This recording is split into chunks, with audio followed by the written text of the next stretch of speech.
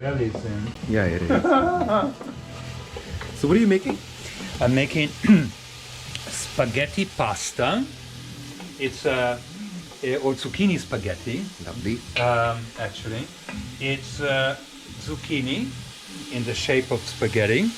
Then I'm going to toss with raw tomatoes, mozzarella, and basil, and olive oil.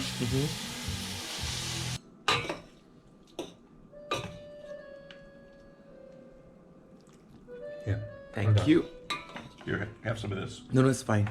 Yeah. Perfect. Oh, this cheese dripping. How I love that cheese. Thank you, sir. You like things dripping. I love things dripping. Sorry, thanks. Oh my goodness. Look. HR person. If I really make additional money, I will apply for it. The good news is that it has been advertised for a doctor. अस्सलाम वालेकुम everyone यहाँ पर हूँ मैं इस वक्त DC में doctor Giorgio गिलाटो के घर पे जो कि ईआर के स्पेशलिस्ट हैं emergency response at John Hopkins University Hospital, which is one of the best hospitals in the United States of America. और अभी बहुत मज़े का हमने खाना खाया है और अभी हम आप लोगों के साथ शेयर करेंगे जॉर्जियो और ग्रेग की दोस्ती जो बहुत पुरानी है and they are best friends. तो आज इनसे जानते हैं कि बेस्ट फ्रेंडशिप का मतलब क्या होता है. What does best friendship mean और what does friendship mean. And then serve hot. Hi. Hey. That's Greg. How you doing, Greg? Good. So we are at your best friend's house this evening. My dear, dear Giorgio. And what a beautiful house it is. Yeah, did you check it out? Isn't it gorgeous? I did. It's a beautiful house. Did It's you just show beautiful. your viewers?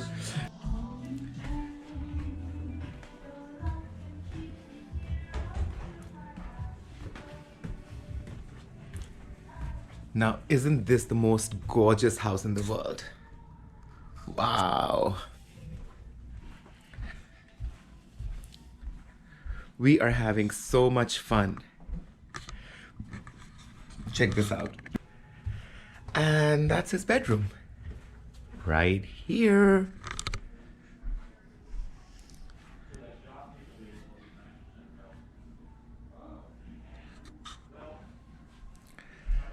What a gorgeous house.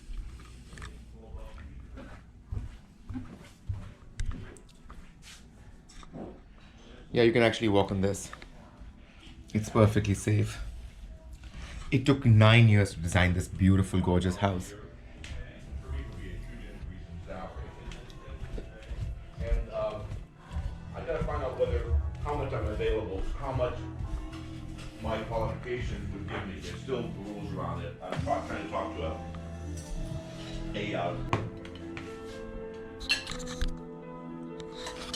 look at this beautiful pot. Well, I think my viewers have an idea. I mean, they know exactly. And where is Zenzi? Hello, Zenzi. Oh, there she is. Zenzi is there. Hiding under the table. Hey, Zenzi. Say hi. Oh, that's Penelope. Is that Penelope? Yeah. So where's Zenzi gone? Oh, there he is on the sofa. On the chair. Hey. Penelope's turned into a puddle. Oh my God, Penelope is so fat. I thoroughly enjoyed this. This is a shrimp salad, huh? That's a ceviche, Ecuadorian ceviche, shrimp, And avocado. avocado, tomatoes, and lime juice with jalapeno peppers and onion and cilantro. Beautiful. What a treat. Thank you so much. Hey guys. Hi. Hello. So here we are. I'm here with my dear friend Giorgio Galetto, and we've been friends for decades now. And we thought we'd tell you about how he came out. We kind of came out as gay men about the same time. He was in his mid-30s. I was in my late 30s, and so right. No, I'll be sitting here. That light won't come. I can lower that light. No, here. We should sit here, and then it's perfect. No, No, this light was great. yeah. Thank you. You guys should sit here, And you're here. and I'm there. On Yeah. that chair. And that's perfect. Yeah. Yeah. Okay. Let's start. Because this is a little dark. No, this is perfect, Greg. He is the director, Greg. Greg is the executive director. Look at this, though. This is gorgeous. Look at that, how gorgeous that is. But this has more depth. True. This has more depth. Yeah. And I'll keep moving around also. So So should I? I had a friend from graduate school who was a lesbian, and I hadn't seen her for a long time. And I had moved to Washington, and I was going through kind of a realization, oh, I'm gay, and I've got to deal with this. But I just didn't know how to deal with it, and I was really struggling with it. And there I was walking down Connecticut Avenue, and I bumped into this old friend of mine. The first thing out of her mouth was, "Are you out yet?" And I was like flabbergasted. I hadn't seen her in 10 years. And I said, "Well, as a matter of fact, I've just decided to come out." So we exchanged some nice words. And a couple weeks later, I was at home with some friends doing some work. I was preparing for a big presentation, actually, for work. And I got this phone call from someone I didn't know. I said, "Oh, hello, my name is Giorgio Galetto." And there he is. And so I said, he hi, said, Giorgio. Hello. he said, you want to tell a little bit of the story? Well, speaking about Plato's parallel lives, I was in the same quandary. I was married then because I was convinced that getting married would cure me. And I was in residency, and during my third year, I was in the emergency department rotation, and there was an attending, which was a chief doctor, who was a lesbian. And she knew about me before I could even open my mouth.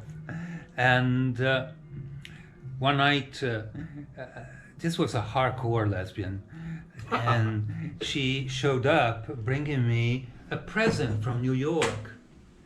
And she handed me a condom with its case that was oil painted. And I just widened my eyes, looked at her, and I said, "Barb, this comes so apropos." And she winked at me and said, "I knew that." And so there my voyage began. And it was really the first time I came out to anyone. And she said to me, "My dear friend Ruth has a friend, and you should contact him because he's a fabulous guy, I hear." And so I grabbed the phone, and I was married then. I was faithful to my wife, and I would remain faithful to the very end when we separated. But I wanted to explore, and exploring to me then was just talking to people and be with people that I felt had an affinity with me. So here I come, and we come to this night. I grabbed the phone, trembling, and I said, "Hi, is this Greg Pappas? I am Giorgio Galetto. I'm a friend of Barb Herbert's, and you're a friend of Ruth Finkelstein's. I think we have the same problem. We are coming out." "No, I can't talk now." Boom! That's exactly what happened. I was like totally not ready to talk about it. And also, as it turned out, I had friends over. We were doing a big presentation. The next day was a huge presentation. But I had the phone number. Yeah. I had the phone number.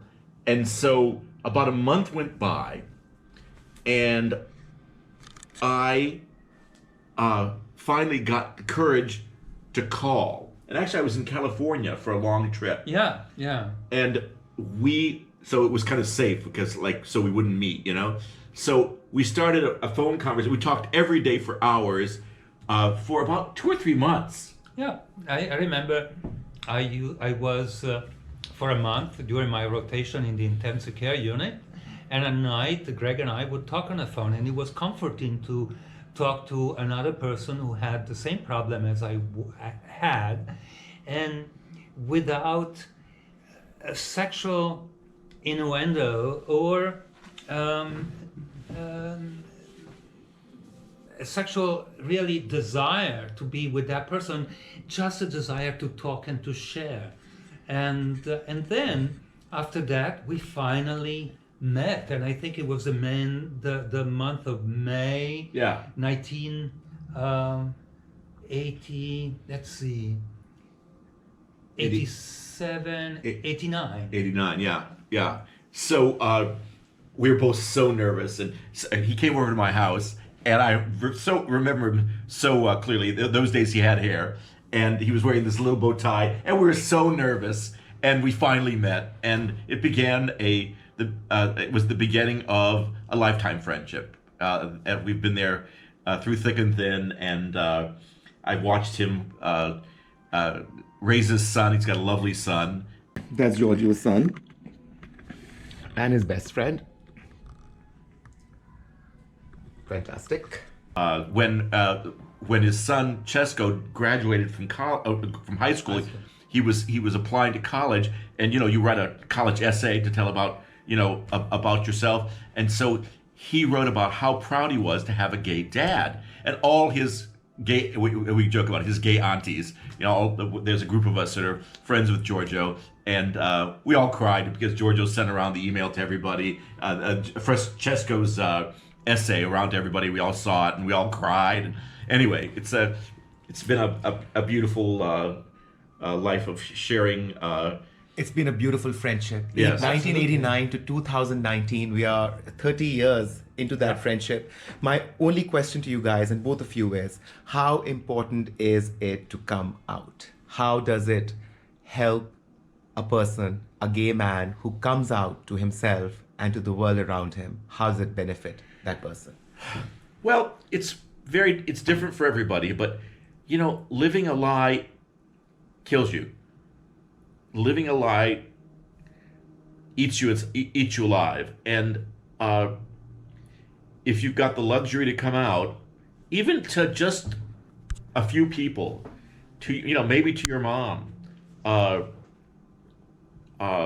mom was one of the first people I came out to, and it helps. It helps. Coming out in 1989 must not have been easy. Unfortunately, where I come from in Pakistan, things are not easy for gay people at all.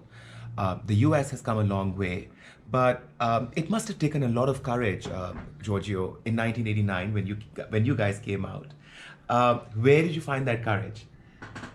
Well, I felt I was living a lie, even though I never betrayed my wife. I never met with any man. I often fantasized about men, and clearly my self-esteem was suffering a lot. I felt, first, when I was growing up, I felt I was a lesser human being because I was different. And then I began to think that I was a lesser human being for not being myself. And so that's how I came out. I got the courage to do it, knowing that I had caused a lot of pain, and I was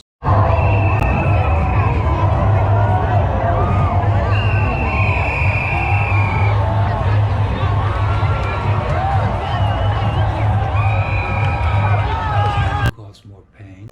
But eventually I would be a better person for all my friends, but particularly for my son. So that's how I got the guts to come out. I had good friends that gave me the example. Craig was one of them.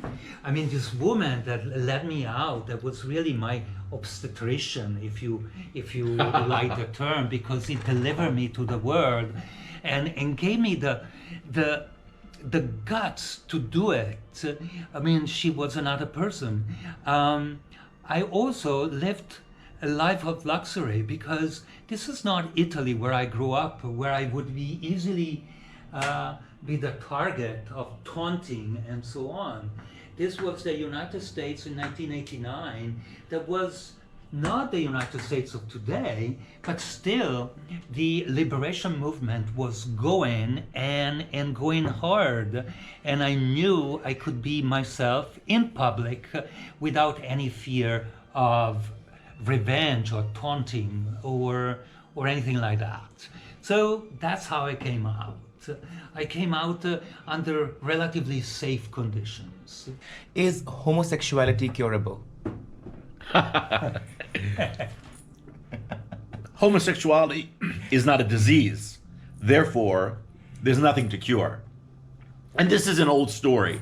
The American Psychiatric Association reclassified homosexuality as a sexual orientation decades ago. This is old news. Even as far back as the 1920s, Freud, there was a famous, Freud was one of the fathers of modern psychiatry, and there's a famous correspondence of letters of a lady, a mother, who wrote Freud letters, come and treat her son because he was homosexual. And Freud wrote back to him, "Madam, there's nothing wrong with your son. You're the one who's got the problem." Lady Gaga said, "Maybe you were born this way." That's the story. And actually, trying to treat somebody for homosexuality is actually violence against them. It hurts them. It produces psychological trauma on them. And actually, there are states that make that kind of treatment illegal in the United States because it's traumatic. Your doctors are supposed to help people, not harm people. Be yourselves. Be yourself and don't fear. And you will be so much happier when you find the courage to come out. Your children will be happy for you because they will finally see you happy like my son did. Greg, you said it all.